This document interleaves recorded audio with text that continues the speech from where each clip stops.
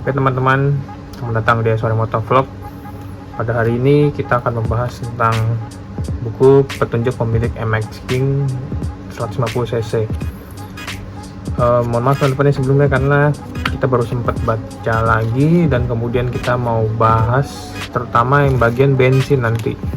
Tapi sebelum itu kita mulai ke daftar isi dulu nih.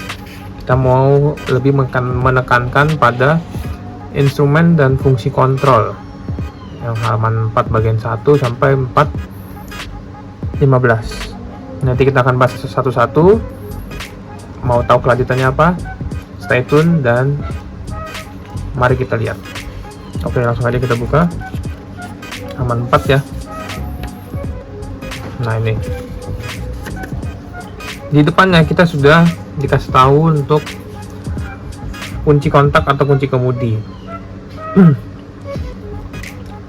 Di sini dituliskan bahwa kunci kontak atau kunci pengemudi mengendalikan pengapian sistem pengenalan serta digunakan untuk mengunci kemudi, membuka jok. Berbagai posisi kunci kontak dijelaskan di bawah ini.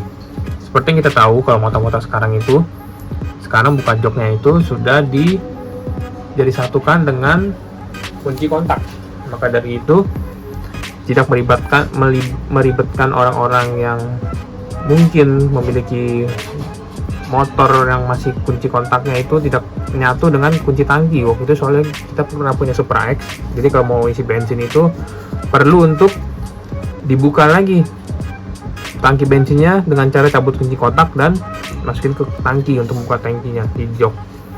Nah, ini kalau untuk lock dan on-nya teman-teman pasti paham lah ya. Kalau untuk lock-nya itu kita masukin kuncinya, cetek, dan kemudian kita putar ke paling kiri nanti sampai udah benar-benar cetek, dan juga jangan lupa stangnya untuk diputar ke kiri. Tapi untuk Yamaha itu tidak bisa untuk diputar ke kanan kunci kontaknya, kunci stangnya, jadi hanya bisa di kiri. Kita tidak tahu sih kenapa alasannya begitu. Mungkin teman-teman ada yang tahu, boleh tulis di kolom komentar ya. Dan kalau untuk saran juga, untuk misalnya memarkirkan motor jangan lupa dikunci stang sih teman-teman agar lebih aman, dan kalau bisa ditambahkan kunci ganda. Dan kemudian kita lanjut ke, nah ini contoh-contohnya teman-teman, cara-caranya. Lubang kuncinya tuh, jangan memutar kunci ke posisi off atau lock ketika sepeda motor sedang beroperasi, karena kalau misalnya lagi nyala teman-teman langsung putar ke kunci off itu dapat merusak mesinnya. Jadinya mesti hati-hati teman-teman untuk mengoperasikan kunci kontak ini. Dan kemudian kalau untuk kuncinya itu dia hanya ada kunci kunci shutter, jadi tidak ada immobilizer ya seperti motor-motor sekarang. Dan ini sudah cukup sih untuk MX King. Tapi dia juga ada tombol push dan shoot, itu yang bisa menutup si kunci kontaknya, jadi biar lebih aman lagi. Dan kemudian untuk ini kita langsung ke 4.3 ya. Instrumen dan fungsi kontrol. Lampu indikator pada lampu peningatan. Nah, teman-teman harus juga pahami ada 6 indikator ya. Yang pertama itu cairan pendingin. Kemudian yang kedua itu ada posisi netral, atau kita bisa bilang kalau kita masuk gigi 1, 2, 3, 4, 5 itu nanti ada di nomor 2 indikatornya. Dan kemudian 3 itu ada tegangan aki. Jadi kalau misalnya aki teman-teman lemah, nanti dia akan nyala tegangan akinya, lampu indikatornya. Kemudian untuk turn signal atau sinyal belok seperti lampu sein kiri kanan atau hazard. Dan kemudian yang kelima itu adalah check engine atau indikator mesin bermasalah. Jadi kalau misalnya teman-teman punya masalah di mesin, dia akan nyala. Dan ada pas beam juga. Ini oke teman-teman lah ya, bisa paham mungkin teman-teman. Kita tidak bahas lebih detail. Dan kemudian kalau untuk ini juga ya, ini posisinya ya, ada RPM, ada speedometer, posisi gigi, odometer, trip meter, bahan bakar, average dan lain-lain. Nah ini kira-kira ini. Kemudian kita lanjut lagi ke instrumen dan fungsi kontrol lagi. Ini bisa disetting jam juga ya teman-teman ya. Nanti kalian bisa mungkin baca sendiri ataupun bisa coba-coba sendiri, karena waktu itu gue juga coba-coba sendiri sih untuk setel jam-jamnya. Kemudian kita langsung ke halaman berikutnya, 4.8. Ini masih instrumen dan fungsi kontrol. Oh iya teman-teman, ini jangan lupa kita kan juga punya ada saklar engine stop. Jadi kalau misalnya teman-teman, nah ini ya, kalau misalnya teman-teman lagi naik motor, jangan sampai pencet ini ketika mesin masih bernyala, ataupun lebih parahnya lagi saat berjalan, karena itu bisa merusak si piston kerja si piston, karena dia lagi kerja tiba-tiba bisa lagi kecepatan tinggi, kemudian teman-teman matikan mesinnya. Nah itu kan bisa membuat motor menjadi rusak. Intinya gitu sih. Klakson oke, kopling oke, bisa.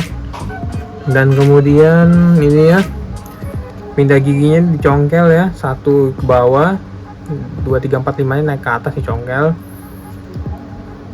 Tapi dia nggak ada gigi 6 ya guys teman-teman, dia cuma ada gigi 5 doang, karena masih SOHC belum DVHC mesinnya, dan masih mesin safety fiction. Untuk dia masih ada kickstarter. Dan kemudian untuk posisi remnya, rem belakang masih enak ya, pakem dia selama kita coba ini selama hampir 3 tahun, namun 4 tahun nanti tahun depan.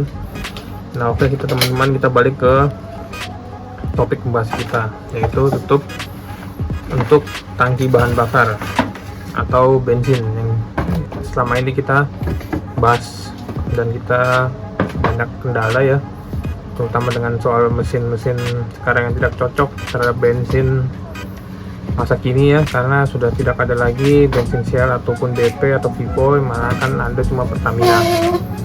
Kalau kita lihat di sini untuk masalah bensin, dia cuma ada 1 lembar yaitu 14 dan 412 ya. Ini depan dan belakang, kita bahas depannya dulu. Seperti biasa, kalau mesin bensin kita tinggal buka dari kunci kontaknya, kita geser ke kiri, tapi nggak usah ditekan karena kalau ditekan itu akan kunci stang.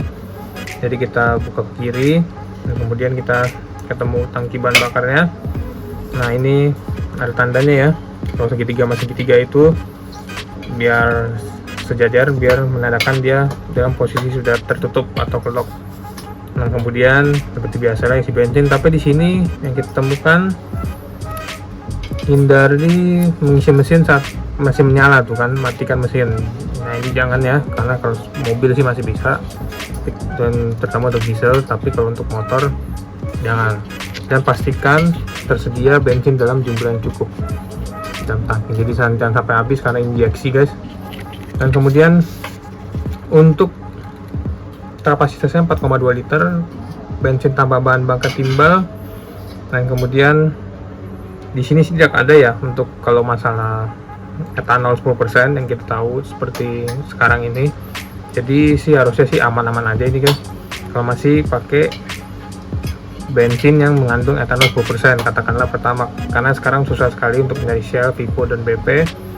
Dan kalau ini no kan 4,2 liter, jadi jangan sampai luber. Kemudian kalau untuk katalis komputer, nah model ini dilengkapi dengan katalis converter dalam sistem pembuangan. Jadi itu ada penyaring udara karbon monoksidannya, jadi biar tidak terlalu berbahaya bagi orang-orang di belakangnya.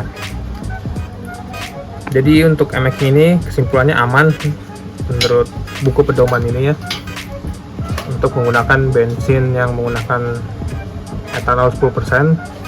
Dan kemudian kalau untuk peringatannya ini tuh kan, parkir motor tempat jauh kemungkinan, jangan yang tempat panas karena bisa menimbulkan micu api ya. Kalau untuk masalah bensin ini jadi aman guys untuk pakai etanol 10%. Dan kemudian kalau untuk 413 ini jok ya, seperti isi joknya, dan kemudian ada masalah toolkitnya juga kelengkapannya.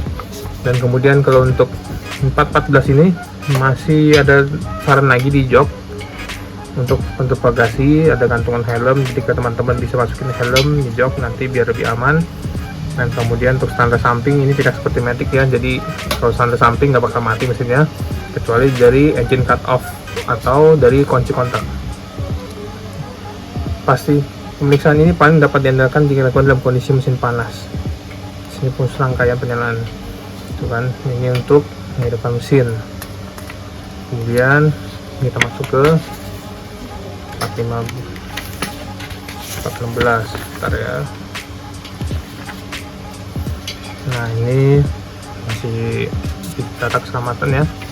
Nah kemudian ini untuk ininya paling yang mau ditekanin lagi sih waktu itu, nah ini yang halaman ini kabel power berkala. Nah teman-teman juga bisa menggunakan pedomannya, jadi biar lebih gampang kalau misalnya untuk cek busi, klep, injeksi, sistem pembuangan, kemudian aki, kopling, rem depan, sakral. Jangan lupa teman-teman gantikan terutama oli ya, nah ini ada serang rem, ban, bearing roda dengan ayun. Teman-teman juga harus cek karena tidak menjadi patokan juga ini untuk 7 bulan atau 7.000 km contohnya, jadi tergantung pemakaian juga. Dan kemudian ini juga ada nih engsel, sambungan rangka, sakral, sistem pendinginan, oli mesin, sistem saringannya, lampu sinyal, dan sakral. Jadi intinya tetap rawat motor kalian karena biar tidak cepat rusak, dan juga untuk bensinnya masih aman menggunakan etanol 10% sesuai di buku ini ya. Jadi jangan takut memakai bensin yang menggunakan RON 92 dan etanol 10%.